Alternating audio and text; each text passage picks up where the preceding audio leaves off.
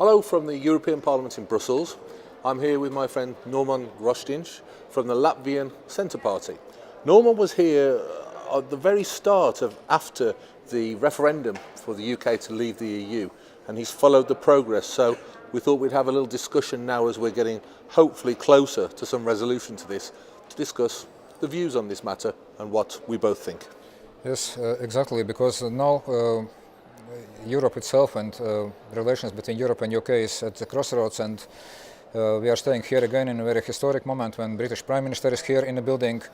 And let's say, what is going on in United Kingdom? Well, what's going on is an absolute chaos, and I think everyone can see the problems that we're having. We have the people, I think, have remained strong that they wish to leave, but the politicians, the media and the establishment all want to find a way for us to stay. So actually there are three camps, the two camps inside the United Kingdom and one camp here. Yes. Pushing. Yeah, and the establishment camp inside the United Kingdom is working hand in glove with the EU here to undermine the will of the people. It's a very, very serious and dangerous situation.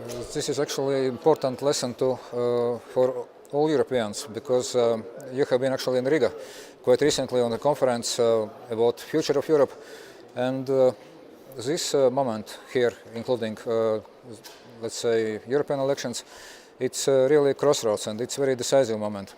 Yeah, and when I was in Riga, I was excited by the attitude of the Latvian people that I met, about the fact they wish to stand for their values, not to be dominated by the EU.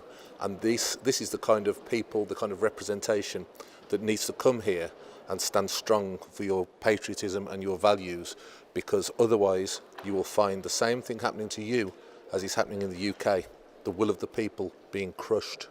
Absolutely. So because in smaller countries the risks for that are even higher, as we saw it when without any referendum, for example, Latvian national currency was abolished just by bureaucracy, by establishment, and then we looked at how it was done, discussed in Scandinavia. So they had referendums and they denied abolishing of national currency, but we were not even asked.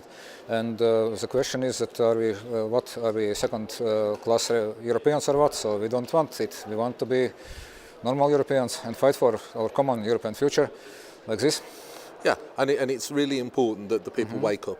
I think that having seen what's happened in the UK, take it as a lesson, as something to be avoided, whereby you get drawn so far in, so controlled that what you want is ignored.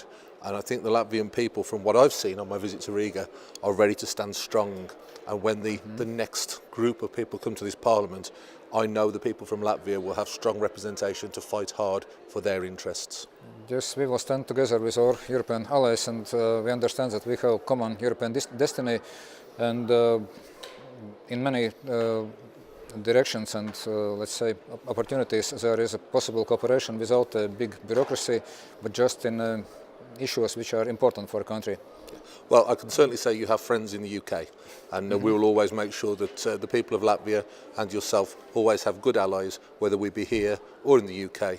You still have our friendship. Thank you. Cheers.